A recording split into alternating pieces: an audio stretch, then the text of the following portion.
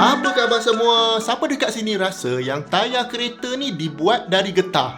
Statement ni sebenarnya nak kata betul pun tidak, nak kata salah pun tidak. Jom kita tengok. Kalau anda nak tahu getah sebenar ataupun natural rubber yang penoreh getah dapat dari pokok getah tu, atau nama komersial dia latex, memang ada dalam tayar kita. Tapi dia sikit je sebenarnya. Bukan kesemua compound tayar kita tu dibuat dari natural rubber. Kalau bukan, tapi kenapa kita panggil tayar tu tayar getah? Nanti saya akan cuba jawab soalan tu. Tapi kenapa getah sebenar ni tak digunakan untuk buat 100% tayar kita? Ke manufacturer tayar kita ni tipu kita? Diorang nak untung lebih ke guna tayar sintetik ni?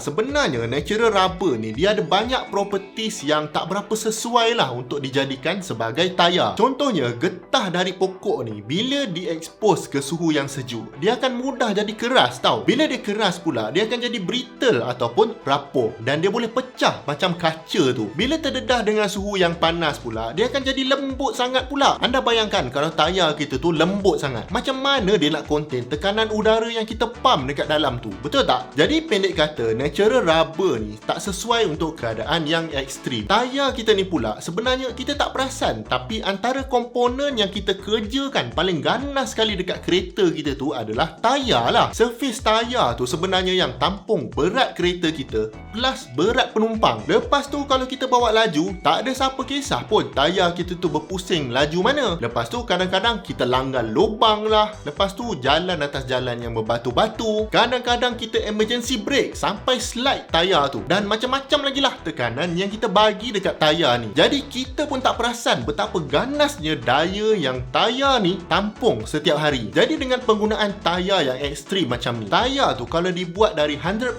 natural rubber, memang dia tak boleh tahan. Lepas tu bayangkan tayar yang performance pula. Contohnya soft compound tayar yang guna untuk racing tu. Lagilah ekstrim tayar ni nak kena tahan, betul tak? Maknanya compound tayar kita tu tak boleh 100% natural rubber ataupun getah sebenar. Jadi kalau bukan guna getah sebenar, apa yang manufacturer kita guna untuk buat tayar kita ni? Baik, sebenarnya sebahagian besar dari compound tayar kita tu adalah satu compound yang dipanggil sebagai synthetic rubber ataupun getah sintetik. Synthetic rubber ni bukan kata getah asli tadi kita campur dengan chemical. Dia bukan macam tu. Tapi synthetic rubber ni berasal dari petroleum dan diorang manipulate lah chemical content dalam tu untuk dapat properties dan ketahanan yang diorang nak. Jadi apa maksudnya? Maksudnya untuk tayar yang berbeza kegunaan dia, campuran antara getah asli dengan getah sintetik ni, manufacturer kita akan adjust untuk hasilkan jenis tayar yang berbeza. Maknanya tayar untuk gerak atas jalan biasa lain compound dia dengan tayar yang dibuat khusus untuk racing. Even tayar racing pun, kalau kita follow F1 contohnya, compound itu berbeza. Jadi untuk condition kering kita akan ada tayar hard, medium dengan soft, dan manufacturer akan buat tayar yang berbeza ni dengan cara ubah nisbah material yang ada dalam tayar tu. Contohnya kalau tayar soft, dia orang akan adjust supaya tayar tu dapat maximum grip, tapi dia akan cepat rosak. Untuk tayar hard pula, dia akan tahan lama, boleh guna banyak lap, tapi grip dia kurang sikit dari tayar soft. Jadi itu yang tim strategi akan main peranan yang besar lah masa tengah racing. Kalau untuk consumer punya tayar pula, kalau korang pernah pakai tayar mahal, contohnya Pilot Sport 4S yang ada gambar bendera tu, memang grip gila tayar ni, tapi bunyi akan bising sikit. Jadi mungkin compound yang diorang guna untuk buat tayar ni compound yang soft sikit lah. Kalau kereta performance biasanya, memang diorang suka sangat lah tayar 4S ni. Lepas ride tu siap boleh nampak batu-batu kecil melekat dekat tayar ni. Maknanya compound macam ni memang akan grip jalan dengan kuat. Jadi syok lah nak corner baring. Lepas tu ada juga tayar yang lebih affordable. Kalau tengok kod dia sama je saiz dia,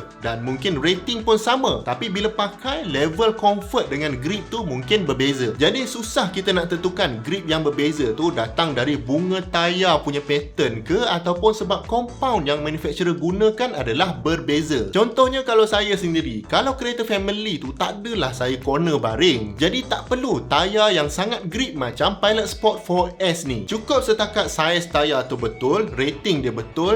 Rating ni korang pun kena check tau, sebab ada tayar boleh pergi laju, ada tayar dia boleh pergi slow je. Bahaya kalau bawa laju. Jadi kalau saiz betul, rating betul, harga pun ngam, cukup lah. Lagi satu, saya prefer tayar yang tak bising sangat, dan saya pun tak ada driving skill yang cukup untuk tentukan limit grip tayar tu. Jadi asalkan mampu beli, tayar tu pula confirm tayar ori, dah cukup dah. Even compound apa yang ada dalam tayar tu saya tak tahu pun. Dulu saya ingatkan semuanya dibuat dari getah asli yang penoreh getah toreh dekat pokok getah tu. Mungkinlah ada tambah-tambah chemical lain sikit nak bagi warna jadi hitam dan sebagainya. Rupanya sikit je natural rubber yang diorang guna. Banyaknya guna synthetic rubber. Sebab synthetic rubber ni, ataupun nama dia yang fancy sikit, synthetic elastomer ni, dia boleh deform masa kita load dia, dan bila load tu dah tak ada, dia akan balik ke bentuk asal. Yelah, kalau tak balik ke bentuk asal, pelik lah pula kan, macam getah yang gelung tu. Jadi properties ni yang penting untuk dapatkan grip yang baik. Ketahanan synthetic rubber ni pun jauh lebih tinggi dari natural rubber, jadi tayar kita akan tahan lagi lama. Tapi sebenarnya kan, kalau untuk application macam lori